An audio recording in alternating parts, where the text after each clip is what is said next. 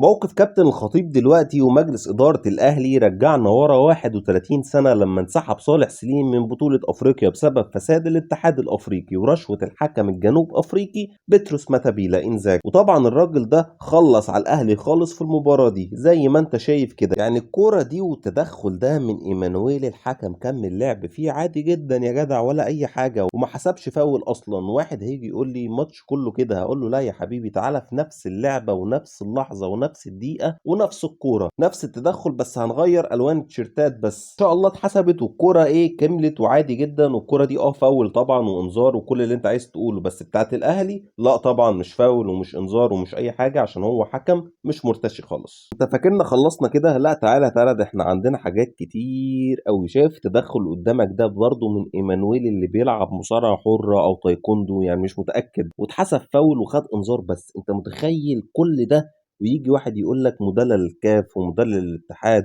وهو نص بطولاته مشبوهه زي البطوله دي كده بالظبط. وعايز اقول لك ان هما ما كانوش حالتين بس في الماتش ده، لا تعالى كمان اوريك حاجه بقى هتتعجب منها تماما. دي اغرب كرة ممكن تشوفها في حياتك وفي القرن العشرين وفي اي دوري في العالم، حتى لو الدوري الموريتاني بذات نفسه. هنا محمد يوسف حط جسمه وحجز على كورته وخدها كرة عاديه جدا عادي، يعني الراجل خد الكوره ورايح يجيب جون. لعيب الزمالك طبعا ازاي هيروح يجيب جون طبعا، وده نهائي افريقيا والحكم واخد فلوس ومش هينفع نعمل الكلام ده، اتجنن راح واكله بالنص عادي برضه زي ما انت شايف كده. فتحسب فاول طبعا للاهلي وطرد اللاعب الزمالك. الحكم رجع صفر، كله واقف مستني طرد لاعب الزمالك، حسب فاول للزمالك وطرد لمحمد يوسف. والله زي ما بقول لك كده. ومن هنا كان القرار التاريخي من صالح سليم بالانسحاب من افريقيا بسبب الفساد وما يحدث في الاتحاد الافريقي. والكلام طلع وقتها ان في حد زملكاوي تقيل كان مظبط الحكم ومديله كتير قوي. بطرس متابيلا خلصت قصته وخلصت حياته في السجن مع قضية رشوة جديدة في جنوب افريقيا.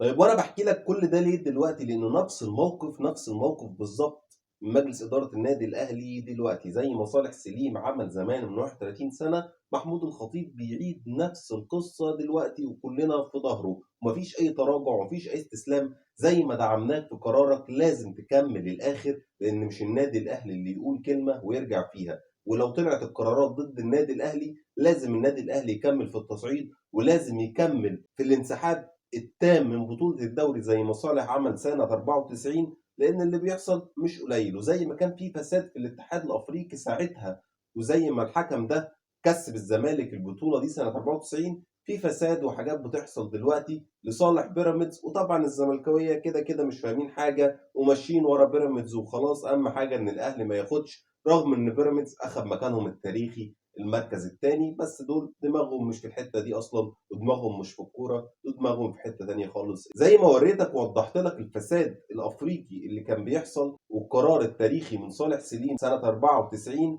برضه نفس القرار بياخده محمود الخطيب دلوقتي عام 2025 ضد الاتحاد المصري ورابطه الانديه والفساد اللي بيحصل فيهم. ونتمنى ان القرار يبقى مكمل عشان اللي بيحصل مش قليل. وهتلاقي في الصفحه وفي قناه اليوتيوب كل الفيديوهات اللي بتوثق استفادة بيراميدز والزمالك بحالات تحكيمية فجة. يعني حاجات كده اللي هو مش ممكن. يعني لو انت عايز تظهر ان فعلا الدوري موجه مش هتعمل اللي انت بتعمله ده.